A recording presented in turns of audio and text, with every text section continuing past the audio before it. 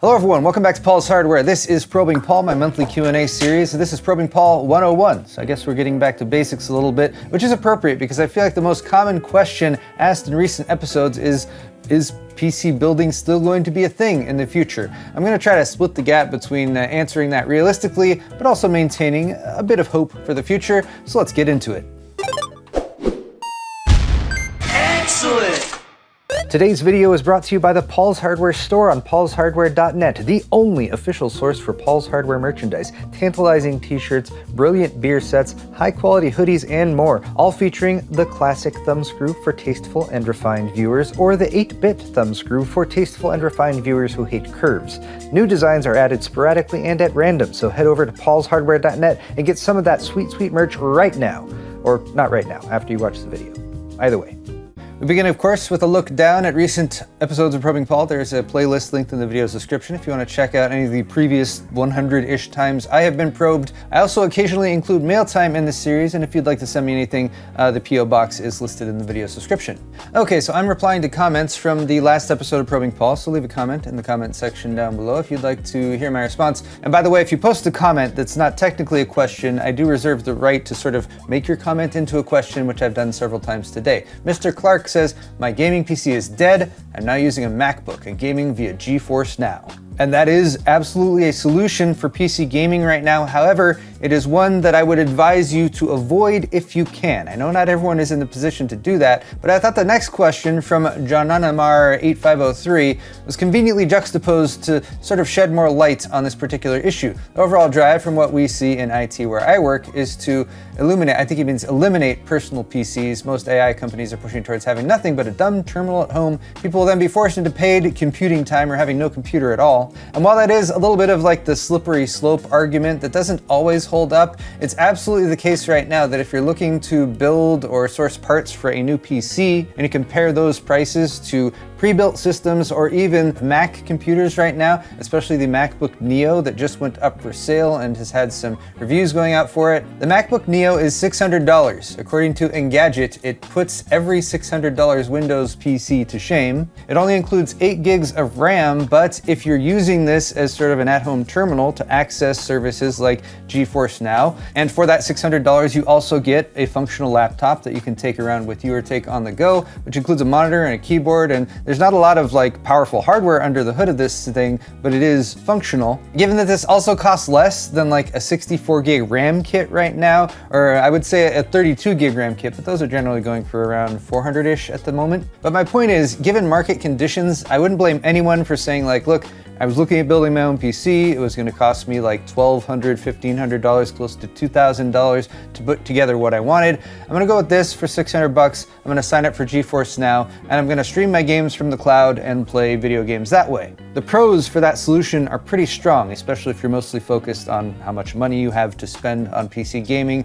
The cons do exist though, and you should keep them in mind, especially if you're trying to hold out for something better. The biggest one for cloud gaming, and this is never going to go away because this is a matter of physics, is that you are going to have more input lag when you're playing cloud gaming. This is especially going to be a problem if you're playing fast-paced shooters that require your reaction time in order to swivel around to get a headshot quickly or something like that. Input lag is less of a concern if you're mostly focused on single-player titles or simulations, that type of game. But the other big deterrent to cloud-based gaming is you don't own the hardware. You're paying a monthly or perhaps a yearly rental fee for the subscription service. That money is lost once the time has elapsed, and the deals for cloud-based services aren't set in stone. They can change. And if Nvidia decides to alter the deal, as they did at the beginning of this year, as they're placing a 100-hour monthly limit on all GeForce Now subscriptions, unless you pay more money, of course.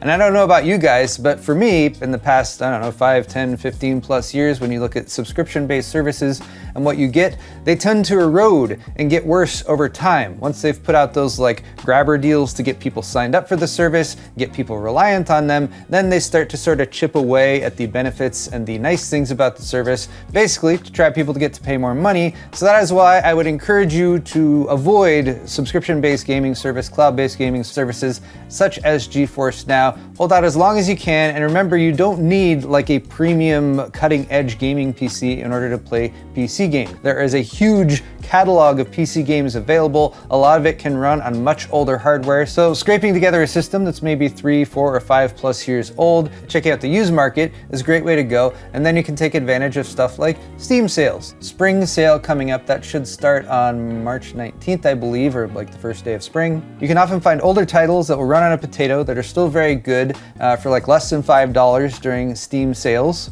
And another alternative for finding games that are good that will run on very minimal PC hardware is emulators. I've recently played through Legend of Zelda: A Link to the Past, which is a Super Nintendo game, which I of course own, therefore I can play it on an emulator without any ethical qualms. But I played through that with my daughter Hannah. She absolutely loved it, and we're actually playing through it a second time because she enjoyed it so much. All right, our next question is also not a question, but is at least more akin to a question. Retro Anderson asks, for the next video, can you talk about how to interpret gaming benchmarks if you game on a 1440p ultra-wide monitor? I know it's somewhere between 1440 and 4K, but it's hard to know where a system compares to normal benchmarks on YouTube benchmarks. So to paraphrase, the question is, I have an ultra-wide monitor. There are lots of benchmarks out there, but very few of them are run at ultra-wide resolutions. How can I tell what performance I will get on my ultra-wide monitor for any given game? There's a pretty simple way to ballpark this answer, just doing some simple math. This is not universal because not every game works the same. Some games, for example, like Overwatch, will actually render the game at 16:9 aspect ratio, and then it will crop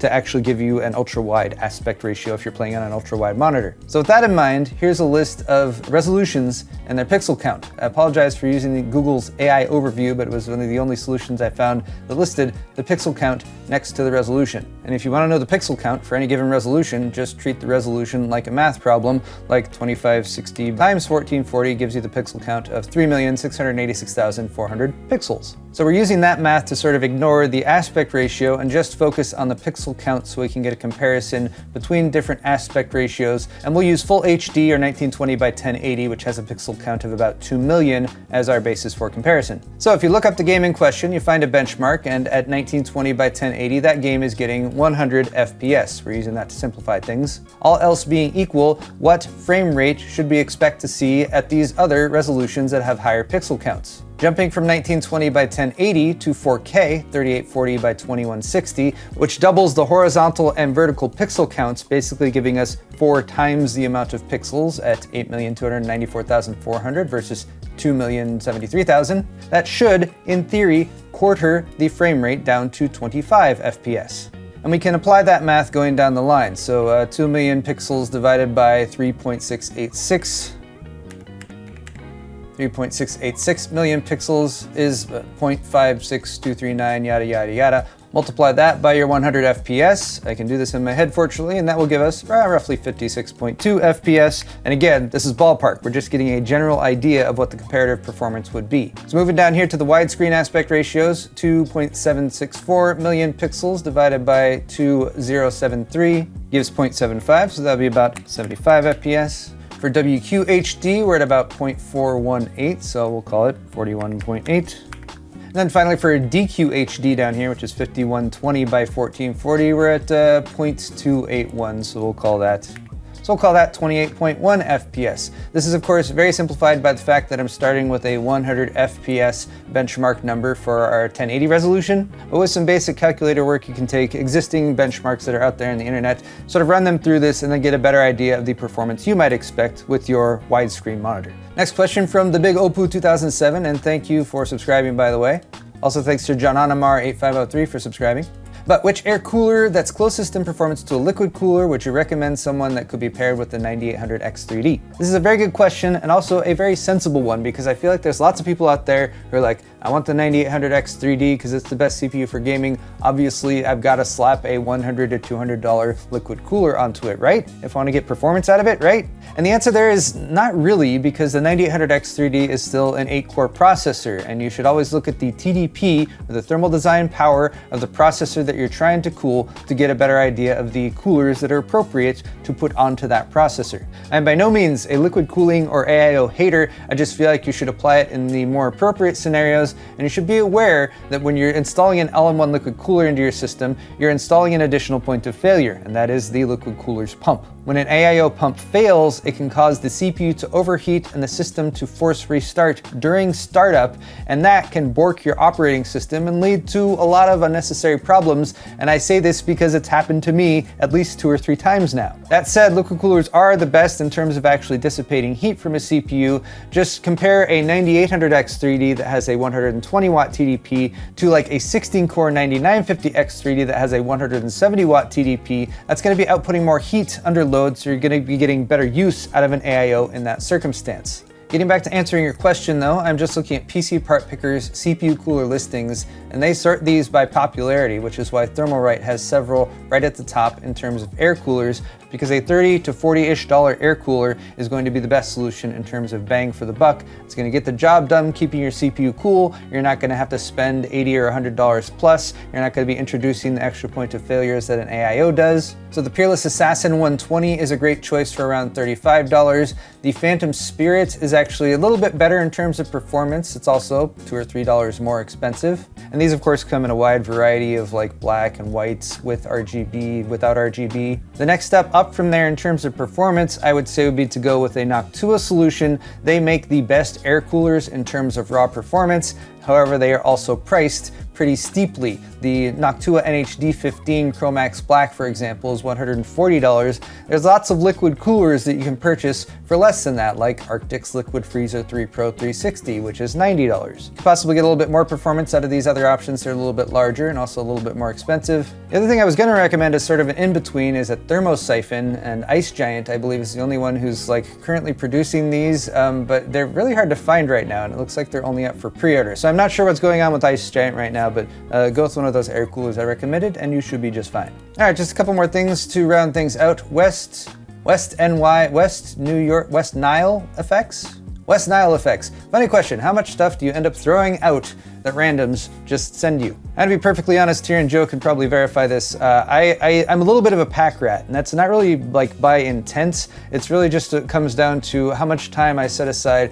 for going through the stuff I have to clear out things that I don't need anymore and keep things that are only vitally necessary. But to answer you more specifically, I don't really throw out much that gets sent to me by fans. And if you want to send me something, by the way, you can send it to P.O. Box 4325, Diamond Bar, California. It's listed right here. I usually collect a few things that get sent to my P.O. Box, and then every month or two I do a mail time as part of Probing Paul. That is where, for example, I got this lovely mug that Ruben sent over.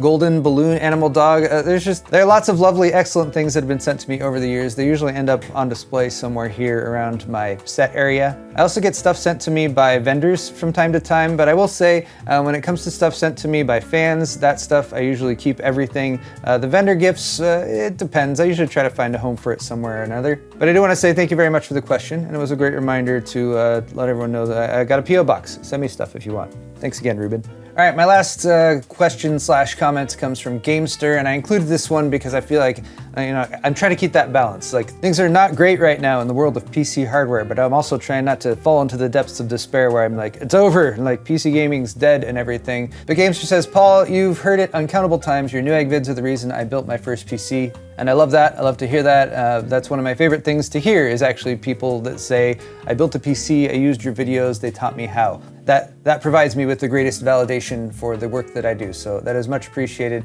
Even if we both get priced out of my passion, your livelihood, well, thanks for all your guidance through the years, and it was fun while it lasted. So I wanted to feature this comment to say, you're welcome, and I greatly appreciate the thanks. But I also want to say, don't give up hope. Remember that the hardware crisis has hit the PC market first and foremost. The components market, especially DRAM sticks, first impacted the companies that are directly selling sticks of DRAM, whereas other companies like system integrators or even Apple are much more likely to have a stockpile that they're working with of hardware that they purchased before all the prices went up. So we're still going to be seeing price increases, I think, as 2026 progresses, but I feel like the worst impact hit us quickly, and hopefully things aren't going to be getting too much worse, and there is reason to be hopeful that as 2026 progresses, and especially as we move into 2027, and some of the fabs that are under construction get up and running, that things will get better, and that this isn't like the end of PC gaming as we know it. as long as too many people don't decide I'm done and I'm signing up for GeForce Now or that sort of thing. If you get anything from this video, hopefully it's a bit of encouragement to try to put off